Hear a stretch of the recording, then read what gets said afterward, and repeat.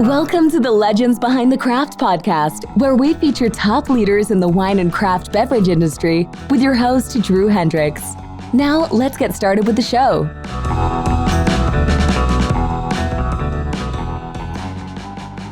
Hello, everyone. Drew Thomas Hendricks here. I'm the host of the Legends Behind the Craft podcast. On this show, I talk with leaders in the wine and craft beverage industry, exploring their stories. Today, we have Clay Mauritson on the show. But before I introduce him, got to give the sponsor message. In today's episode, it's sponsored by Barrels Ahead. At Barrels Ahead, we work with you to implement a one-of-a-kind marketing strategy, one that highlights your authenticity, tells your story, and connects you with your ideal customers. In short, we help wineries and craft beverage producers unlock their story to unleash their revenue. Go to barrelsahead.com today to learn more. Today, Bianca Harmon is joining us again. She's a DTC strategist at Barrels Ahead. How's it going, Bianca? Going great, Drew. Looking forward to this conversation today with Clay. Yes, I'm super excited to talk today with Clay Mauritson. Clay's a sixth-generation grape grower and the founder of Mauritson Wines. Welcome to the show, Clay. It's great to be here. Thank you all for having me. Oh, thank you so much for joining us. We're right in the middle of harvest, so this is a real treat taking your time. Yeah, trust me, it's a nice to have an excuse to get out of the cellar for a little bit. Oh, yeah. So let's see, 6 generations in the Dry Creek Valley. That's amazing. It is. It's something that I think is really difficult to truly appreciate until you gain some perspective on it and are removed from it. Growing up, I certainly had no appreciation for what that meant. Very little appreciation for what my family did to put food on our table. But now, and later in my life, let's just say that it is so special to have that history here and a lot of assets that help our winery succeed. Great access to fruit and whatnot. Oh yeah. So your family, how many? Before you started the winery, you produced grapes and sold them to other wineries. Yeah, always had just been grape growers, sold our fruit to other wineries.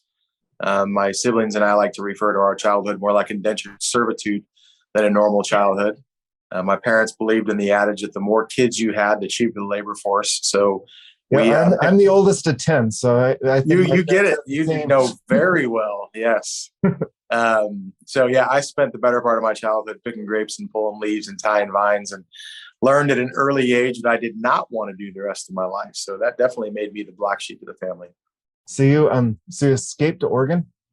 I did. I went to Oregon, a combination of the opportunity for education, but I went there to play football. Yeah. Studied marketing, minored in finance. Absolutely nothing to do with wine. When I left Sonoma County, I thought that I never wanted to see another grapevine. But as the well-used adage goes, sometimes in life, you just don't know what you have till it's coming.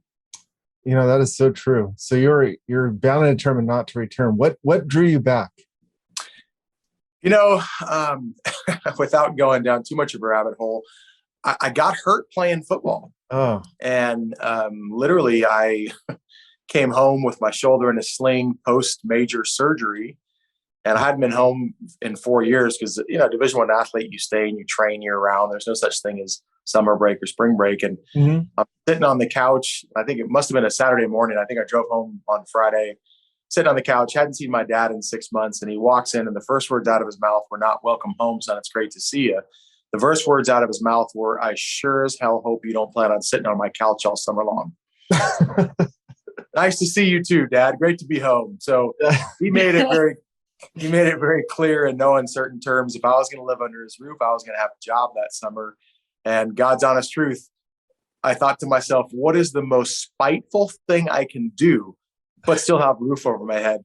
And what's silly or kind of crazy is that the most spiteful thing I could have done was to go to work at a winery, because up until, I started the winery 25 years ago, we had always sold our fruit to other wineries. And it was, and not so much today, but back then it was a fairly contentious relationship. So I had listened to my grandfather and my dad growing up talk about how the wineries were the evil empire. They're beating you up over pricing or canceling grape contracts. And so what did I do? I went to work at a winery just to piss my dad off. And it opened my eyes to a side of the industry that I didn't know existed. And I know that sounds crazy. And especially when you consider when you walked into my parents' house growing up, they had a plaque on the wall that said, "A dinner without wine is like a day without sunshine." Mm-hmm. And trust me, we lived and breathed that. But I had never connected the dots to what we did in the fields, what we did as slave labor as kids, and what we enjoyed on the dinner table. There was this huge void in between.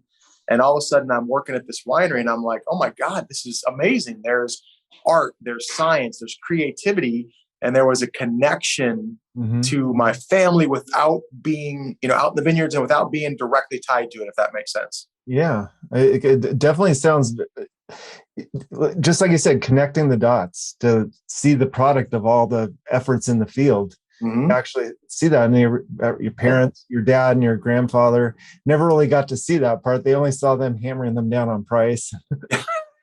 Were you working at one of the wineries that your family sold grapes to? I was. So it's pretty funny. I did the internship at a winery that my dad was selling grapes to. And then that was what sparked my interest. It was like, wow, I really enjoy this. And back to that notion of perspective, being away from California for, 4.5 years gave me an appreciation of what an incredible place this is to be born and raised. And there's also nothing like being in the rainy Northwest to make you appreciate sunny California. But at the same time, I knew I didn't want to go to work in the vineyards. I knew I couldn't work day in and day out with my dad. And so being at this winery, and let me back up. My degrees were in marketing and finance. Let's not forget that. So I thought, well, maybe the sales side of the industry, maybe the marketing side of the industry is more geared for my skills. So as a 21-year-old college graduate, I applied for all these director of sales and marketing, vice president of marketing jobs, and got laughed out of every interview that I went to. And finally, wised up that the only reason I was ever giving interviews was because my family was selling them grapes. And so I kind of thought to myself, well, maybe being a little bit overconfident still, if I can just get my foot in the door at a winery, then I'll work my way up into that dream sales and marketing job. So I ended up taking an entry-level position. And I mean entry-level. I'm talking dragging hoses around a cellar for $11 an hour job at a winery that, back to your question, Bianca, that yes, my family sold a lot of fruit to.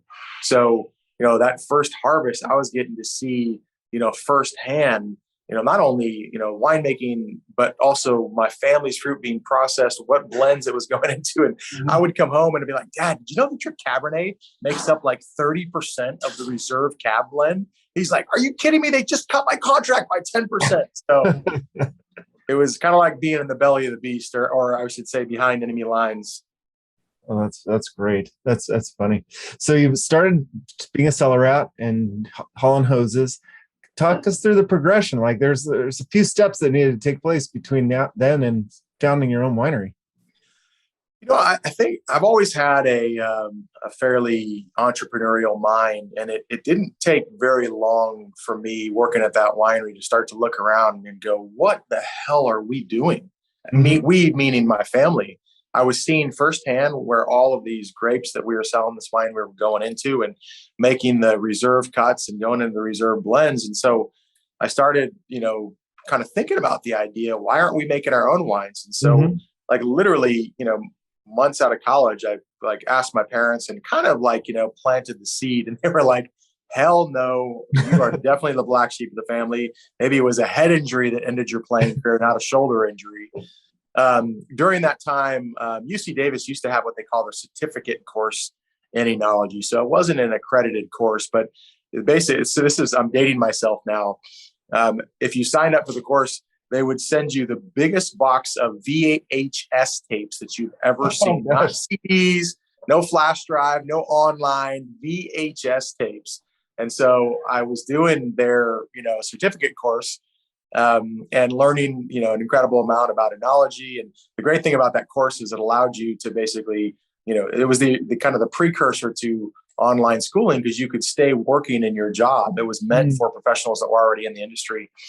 And so, I just kept kind of, planting that seed and watering it and fertilizing it with my parents. And next thing you know, some consolidation happened in the industry, and we prefer to say commoditization or corporatization. A couple of the wineries that my family was selling fruit to got purchased by large corporations. And sad but true, one of the first things that happens when large corporations buy brands is they cancel grape contracts. And for a variety of reasons, and again, business is business. And if you are, Constellation or another publicly traded company and you buy a brand, you want just-in-time inventory. You don't want, the burden of all these grape contracts. You'd rather buy bulk juice. If you're Kendall Jackson or Gallo, the two largest vineyard owners in the state of California, if you buy a brand, you don't need, the contracts. You have your own fruit. You're trying to leverage that brand. And so, again, it made business sense. But when you're a family that has just grown grapes and sold them to other wineries for 5 generations, and all of a sudden, that business model is changing because of corporations entering the business, you start to think about, changing your business model. And so all of a sudden, my crazy idea of us starting to make our own wines didn't seem quite so crazy. And I mean, literally, this did not dawn on me until Friday when we were crushing grapes and trying to, be a modern marketer, which I'm terrible at. I was going to throw a Facebook post up, and that's how old I am. I still say Facebook, not even Instagram or Twitter. And so I was going to put a Facebook post up, and I'm like counting on my fingers on the crush pad. What is this? I'm like, holy shit, this is our 25th harvest. Wow. For our brand. Awesome. So yeah, we just celebrated our 25th harvest when we crushed grapes on Friday, which is crazy. Wow. 25 years. So over the course of 25 years, I'm just going to jump to the question. Would you have done anything differently over the last 25 years? Oh God, yes. I mean, anyone who says they wouldn't would be lying. Yeah. I think that everything in life happens for a reason, and all of the quote unquote mistakes that, I've made have been great learning opportunities. And that's the only reason I know that I would do things differently, right? Is that, you learn from those things. But there's a lot of things I would do differently. I probably would build a different facility. And God, if I knew what was going to transpire in the last 25 years in terms of how wines were taken to market and, DTC opportunities, we would have done something totally different. We would have had 70% of our facility dedicated to hospitality and 30% winemaking. And that's really evolved over the last 25 years. The hospitality aspects really, really evolved. Tremendous. I mean, when we opened the tasting room, and the tasting room only opened in 2004. Even then, not every winery had a wine club or some type of mailing list. There was still, no one charged for tastings. That was like unheard of. Not even in Napa, people didn't charge for tastings. And there weren't these just true hospitality centers. And so, again, there's a lot of things that I would have done differently. And some of the things that, we did that maybe didn't make sense, we have amended and changed. So you just evolve and, grow with your business and grow with your customers. Yeah. When you started, was your primary distribution DTC, or was it through the 3-tier system? When we started in 1998, we released our first wine. We made just Zinfandel in those first couple of years. So the first Zinfandel was released in 2000. And we were we had built a mailing list of friends and family, like every winery does. You rely heavily on aunts and uncles and cousins and, old high school friends to buy those first cases of wine. But other than that, I mean, it was all 3-tier. And a lot of it was because of, my understanding of the 3-tier system, working at those other wineries and having the opportunity to do some marketing. So we really built our brand from a marketing perspective very differently, almost the exact opposite of what you would today. And so today, our sales are probably 70% DTC and 30% wholesale, but we have a really strong distribution network. I mean, we're distributed in 30 states. And a lot of those states get very small allocations, but it never ceases to amaze me how many people come through our front door into our tasting room because they had our wine, at a Ruth's Chris in Kansas City, Missouri. I mean, it just blows your mind. Yeah, I love that is one of the things that everybody talks DTC, everybody talks about sell it, but the 3-tier and wholesale definitely helps get the word out. It gets you noticed. Without a doubt. And we look at 3-tier, and again, this was part of the business model from day one. And, without sounding like I'm not, recognizing the 800-pound gorilla in the room, we didn't have a tasting room until 2004. So for those first 5.5 years, it was really our only, option to sell wine. We built a mailing list as we went, but I didn't come from another winery. I didn't have a mailing list that I had, pilfered off someone else's. Yeah, in 2000, it reminds me, I was working in a wine store in San Francisco back then, and the mailing list was almost a fax list. Like the wine advocate would come out with the phone numbers, and you'd fax in your your stuff to the different wineries to get on the allocations, and then they'd send you back whether pretty much. Yeah, so we built it 3-tier, and part of that philosophy was, without a doubt, looking at our long-term goals. Mm-hmm. And, one of the things that has made, running this business, I think, easier than some other wineries, maybe an easier time than they have, is that we're willing to leave short-term profitability on the table if it's the right long-term decision. And so that takes a lot of pressure off me. And don't get me wrong. I mean, we're typical farmers. We're land rich and cash poor. My parents didn't have a penny to put into this. So this was all done with borrowed money. We put up my parents put up some property as collateral to secure a loan, and it was either sink or swim. Mm-hmm. But my point being is that, we can make decisions like go into distribution first and really make a commitment to that. Because I do believe that is a longer term focus, that we're constantly cultivating new customers through that. We're building a network that is going to benefit future generations. And yes, the industry is going to evolve and it's going to change, but we always need to be cultivating new customers. We always need to, build this brand. And I think it's not saying it's short-sighted to be 100% DTC. I just think that there's opportunities, to get brand exposure, through the 3-tier system. So what are you doing these days, ratio-wise, DTC to 3-tier? These days, we're about 73. And again, I say these days with a big asterisk next to it, because we lost so much of our red wines in 2020 to smoke taint that if you were to look at our sales so far this year, I mean, it's probably like 90% DTC, because we just made so little wine. So, of course, not struggling, but making good business decisions to make sure that we can live to fight another day. We pulled most of our wines out of distribution just to recoup a little bit of profitability from DTC, but with the full intention, when we return to our normal production, we will absolutely, resupply our distributors with wine. That's good. Talking about the brands, like what's the difference between Mauritson and Rockpile?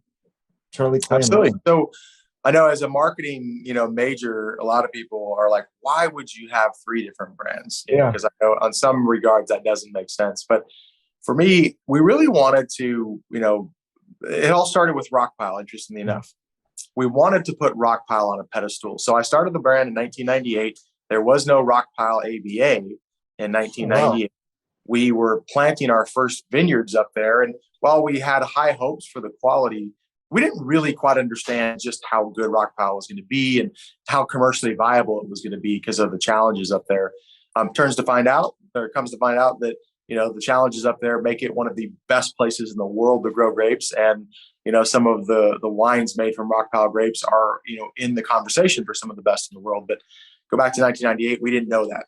So we started with the Mauritson brand because that was our family name. The focus was always going to be on Appalachian wines. So Dry Creek Zinfandel, Dry Creek Sauvignon Blanc. We started out with Alexander Valley Cabernet and then kind of expanded that to Sonoma County Cabernet just because we wanted some diversity of Cabernet sourcing. But the point is Appalachian-focused wines.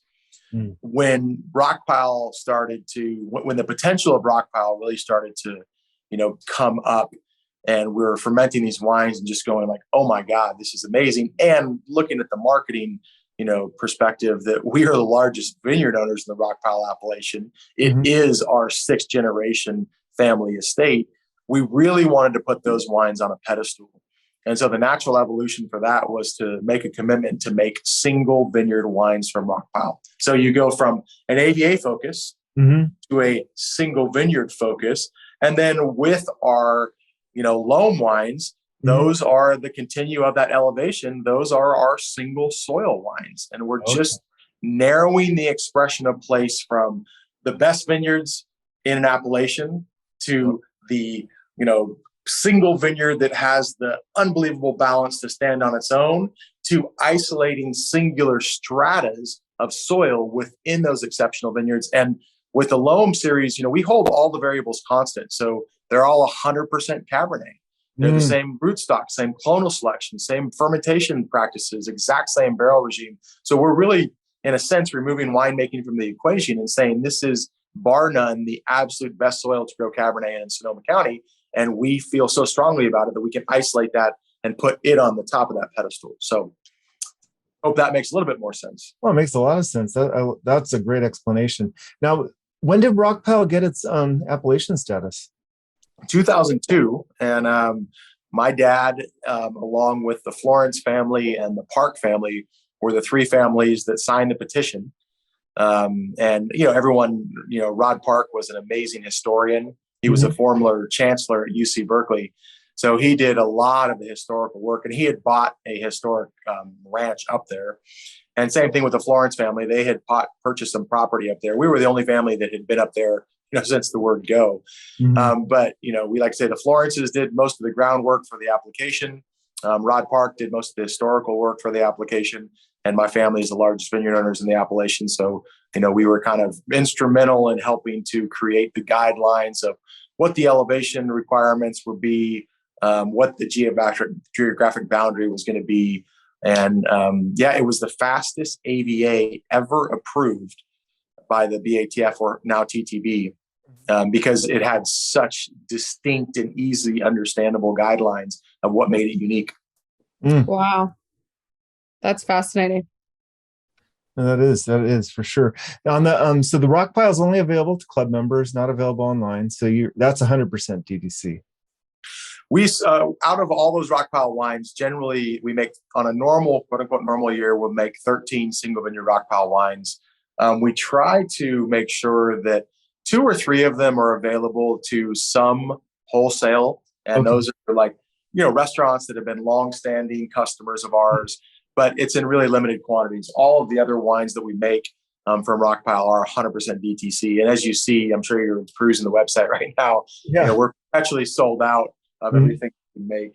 And that's a good problem to have, especially in Rockpile. There's just such a demand for the wines from up there that they tend to go pretty quickly. Yeah, I had no idea that it was around for so long. So you made a conscious decision way early on to segment all your brands. We did. That was a very unique approach. I'm texting someone upstairs because we had some customers just pull in, and I don't want to have it interrupt. Oh, absolutely. Take your time. The fun of being a small business. Yeah, from the word go, we segmented our brands. So when we introduced Rockpile, our first vintage Rockpile was from the 2001 vintage, and it wasn't even AVA yet. So like I said, we started to see the potential really early on and just went, oh my God. I mean, these grapes were fabulous. And again, the question is it going to be a viable business? Like, in meaning the planting expenses were so high up there. We didn't know what our yields were going to be. We expected them to be very low. Would we be able to either sell the grapes for a high enough dollar amount to make financial sense, or can we sell the resulting wines for a high enough dollar amount for it to make financial sense? And the answer to those questions is both yes and yes. And I say almost unfortunately for me, because the more success we have with Rockpile wines, the more my brothers raise the price on the grapes. So, little symbiotic relationship there. Oh yeah. That's funny. But no, see, with all the success that you've garnered over the last 25 years, you're really now in a unique position to actually give back to the community, and you're doing some pretty fantastic charity work. We are. Our charity work is such an important part of who we are and what we do. And again, with very selfish reasons. My oldest son was born with Down syndrome. And when he was born, there just weren't a lot of services available to individuals or families, on the North Coast. And, it was a challenging time for us. And, through the grace of God, we had these amazing families that, wrapped us in their arms and helped us get through that. And, we started to realize what an incredible blessing my son was and everyone like him, and just wanted to give back to the community. And, I think in business, one of the best things you can do is stick with what you know. And I feel that risk of sounding arrogant, we know Zinfandel pretty damn well. And so we started an event called Project Zen, with the thought being to gather some of the best Zinfandel producers in the world. And I say best, we know best is a subjective term, but I think we all have that list somewhere in our mind of who the really good people are out there. And that list is defined a lot by me with balance and longevity. And we tend to think of any of the framework that you judge any other great wine of the world. We want to apply that lens to Zinfandel. It's got to be variety correct, got to be balanced, got to have structure, got to have some longevity. So I started picking up the phone, calling these people and just said, hey, we're trying to come up with this idea for a charity event. Would you support us if we did something? And it is one of the most humbling and gratifying experiences in my life that this community, the way they support one another is unbelievable. And that first year we had 13 wineries, and every single winery I asked said yes. And the next year we took it to 21, and we've held it at 21 wineries. And the reason being is that Down syndrome, the medical definition is trisomy 21. So 21 is a very prominent number in the Down syndrome community. So we hold it to only 21 wineries per year. And we have a waiting list of about 40 wineries long that want to participate in the event. And I think that's the ultimate sign of success. And those 13 wineries that said yes that first year, they're kind of locked in place. We keep them, as like the OG 13. Founders Circle. Rotate other wineries in and out just to kind of keep new, exciting, fresh blood. And it's been amazing. We actually just had our event this past weekend. I was joking when I was on stage that we had more Michelin stars in the room than a freaking constellation. Nice. All these unbelievable chefs from Charlie Palmer and Single Thread, Dustin Billette, Ari at Campofina, the Stark family. I mean, just these unbelievable restaurants, Diavola, Spinster Sisters. I mean, it just goes on and on and on. And it's what makes this event so special is you have, like I said, 21 of the best Zinfandels in the world, paired with some of the best food in the world, and all these incredible auction items, whether it be wine country stays, exotic stays around the world, or, the Van Winkle family are been great friends of ours. And I mean, we had more Pappy Van Winkle to auction off this weekend than most states get as an allocation. So it was pretty cool. That's awesome. And then all the proceeds. So where was the event held? The event was held at Bricoleur Vineyards, which if you haven't been out there, I mean, what a stunning, stunning facility. I haven't been there. He was on I talked to him on the podcast about a year ago. Really kind of fantastic experiential tastings and stuff. What they're doing with food and wine pairings is just phenomenal. I mean, when you have Charlie Palmer as your consulting chef for your food and wine pairings at a winery, you're doing something unique and something right. But their facility is just stunning. And, in 2020, like so many charity events around the country, we had to cancel the event because of COVID. And then in 2021, we were able to hold it, but we couldn't hold it at our traditional location, which was Hotel Hillsburg, because all of the events needed to be outdoor at that time. And so we moved it to Bricoleur because they have this just amazing outdoor space. And I mean, it was the best event we ever had. And so this year we obviously wanted to go back, and we absolutely shattered the records we set last year. And, so much of a success is the mood of the room, right? And when you have a beautiful facility and you're out in Russian River and the temperature's perfect on a relatively hot day and you have great food and wine, people just open up their wallets and open up their hearts. And that's what happened this weekend. And how many people attend this event usually? We have sold out every single year, which is amazing. We have 250 tickets available. And so that's divided up amongst the people that buy the packages. And the packages are usually for out-of-town guests or people that are coming from a long ways away. So the package includes, your hotel stay, includes a special lunch here at the winery, a meet and greet with my son Brady, and we open up some library wines. And so it's a 2-day affair for the package holders. Other people can buy a la carte tickets. And this year we introduced a VIP ticket, which got you in an hour early, got you preferred seating for the auction. And that was a huge success. So we sell out. I mean, this was our fastest sellout ever. I think we sold out about 3 weeks after the tickets went on sale, which was about 6 weeks before the event actually took place. I mean, even my mom is calling me last minute. I forgot to get a ticket. What do I do? So does Brady feel like a celebrity when he's out there? He is an absolute rock star. I mean, I am a nervous wreck when I have to go on stage and, make the introductions and give my dog and pony show spiel. And he's just chomping at the bit. I mean, I don't know where he gets it from, but it's absolutely unbelievable. The confidence that kid has and how well-spoken he is. I mean, he just really knows how to connect with the crowd. I mean, it was incredible. He was great. And yes, he feels a little bit like a rock star. He was honored earlier this year as at an event back in Utah for the National Ability Center. He was their honored athlete for the year. And he went on stage and they started playing a Katy Perry song. And I forget the name of the song, but it's the one that, I am a champion, you're going to hear me roar. Maybe it's called Roar. It's called Roar. Yeah. So when Brady was learning to ski through the National Ability Center, which is just such a blessing, one of the first times I was skiing with him when it was just he and I. So no hula hoop. He's not tied into any device. And he's just flying down the hill. And I'm freaking out as a dad, trying to catch up to him, like, oh my God, he's out of control. And I come up behind him and I hear him talking, or at first my thought was like, oh my God, he's screaming, he needs help.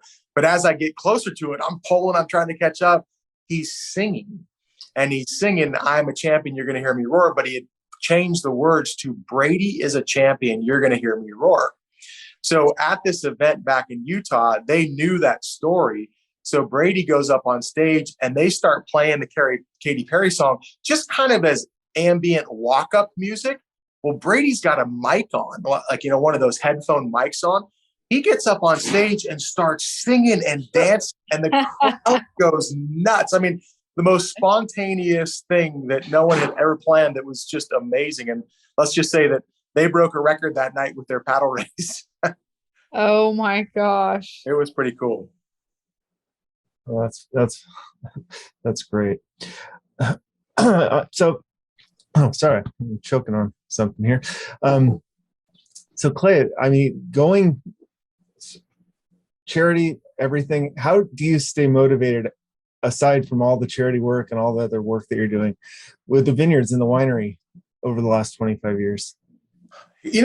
That's a great question. And it's something that I think we, to an extent, we talk about a lot. I always say that, marketing 101 is that every product has a what and every product has a how. What differentiates products is the why.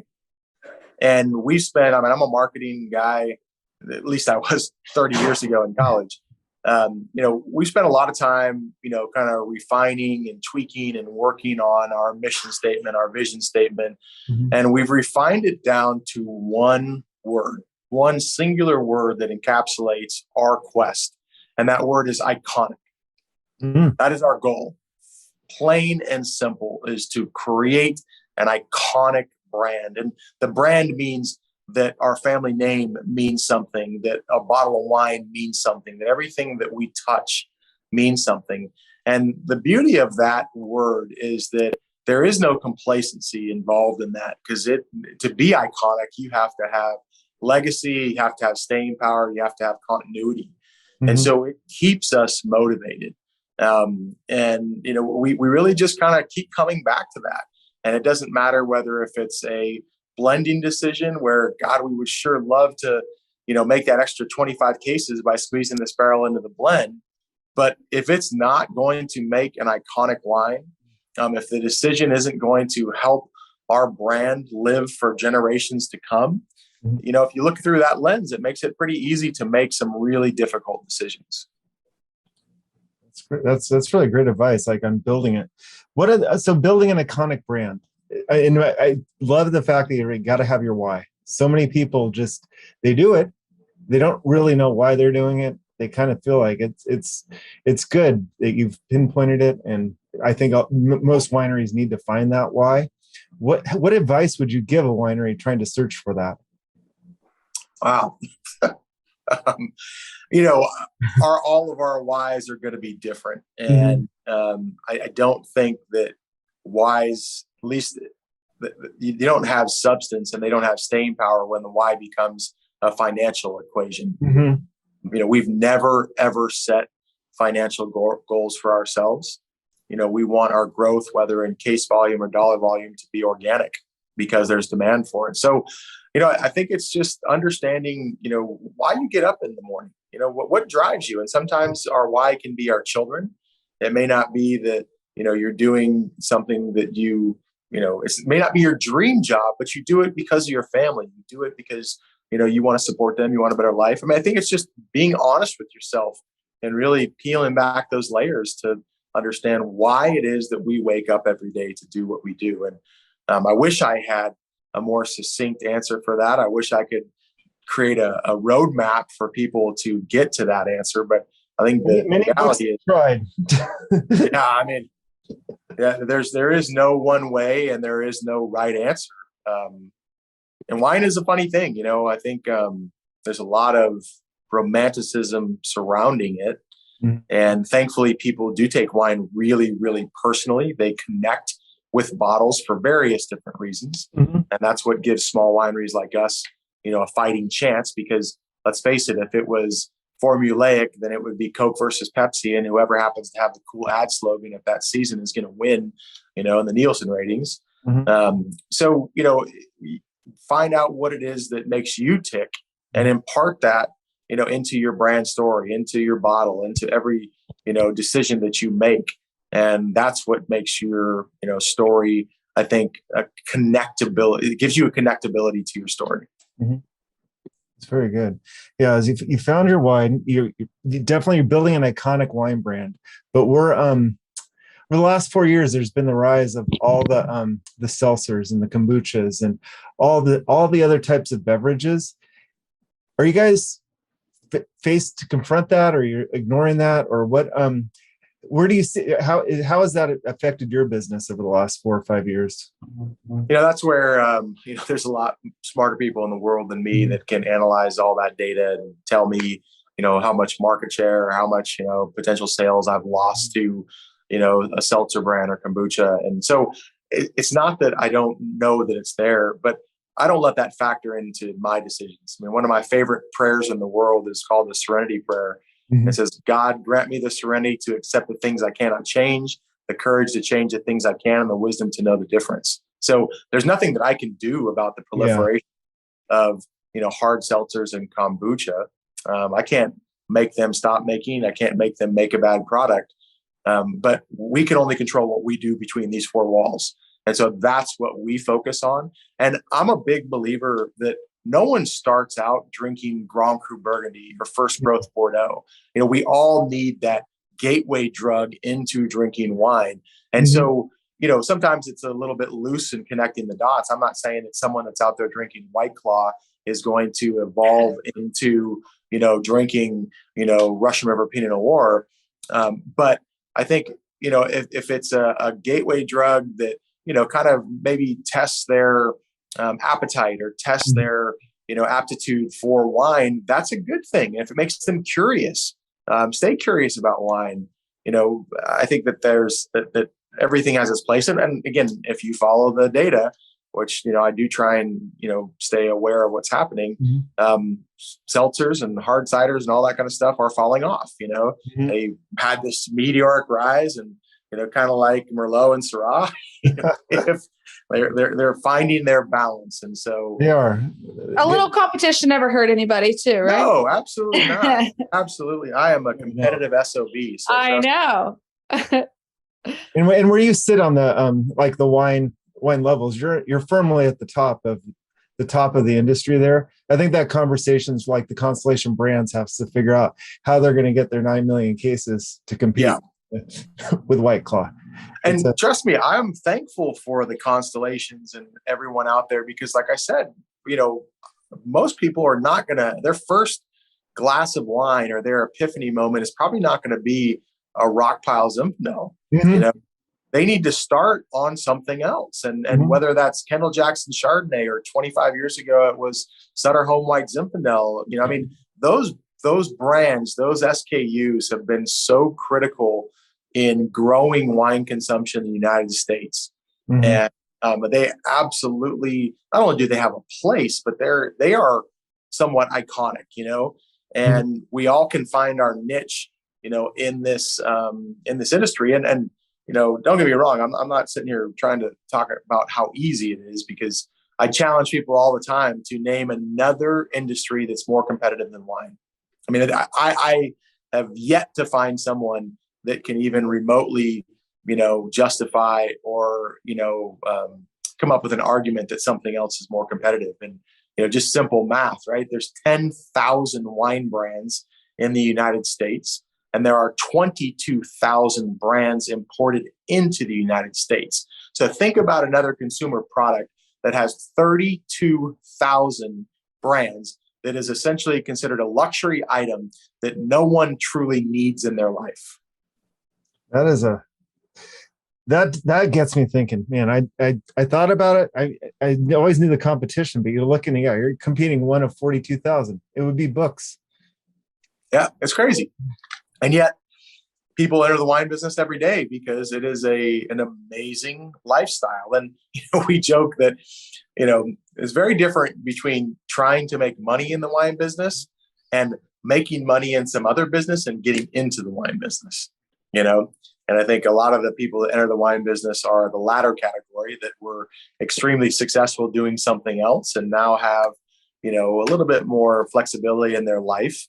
And so they can chase this dream, and that can frustrate some people, but I choose to look at the glass half full perspective and say, gosh, people that have been wildly successful and have more money than they know what to do with, they're choosing to do what I get to do as my passion, as my livelihood, as my multi-generational business. No, that's an amazing gift you have there to be able to do that.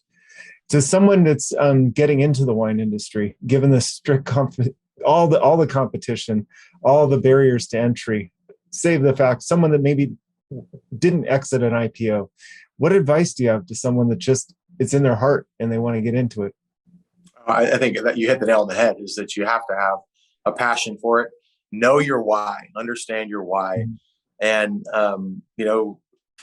do something that you truly love. And again, there's a lot of really smart marketing people in the business, and they're looking for the next niche, right? They're looking for, where is their opportunity? Is it going to be Gruner Veltliner? Is it going to be whatever esoteric varietal? And if that's where your passion lies, then awesome.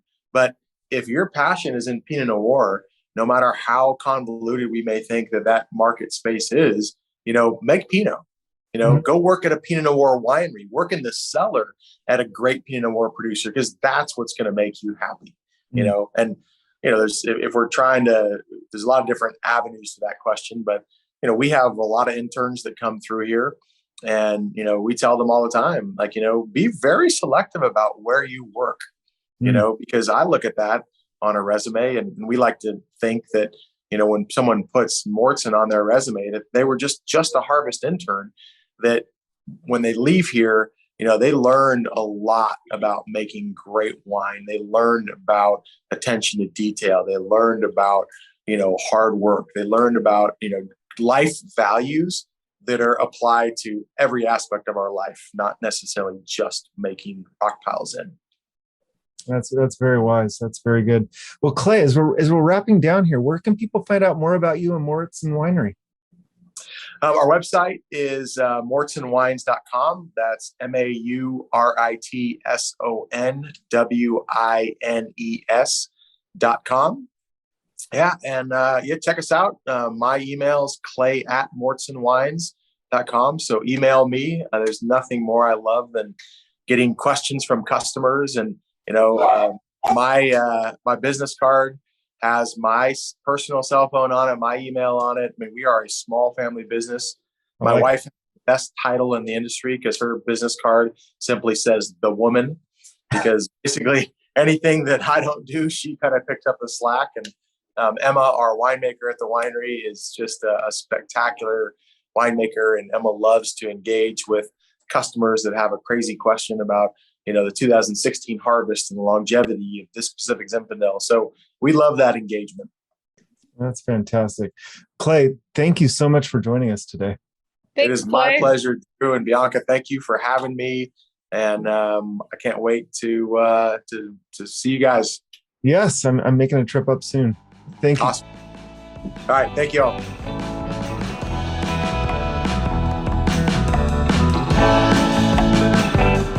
Thanks for listening to the Legends Behind the Craft podcast. We'll see you again next time, and be sure to click subscribe to get future episodes.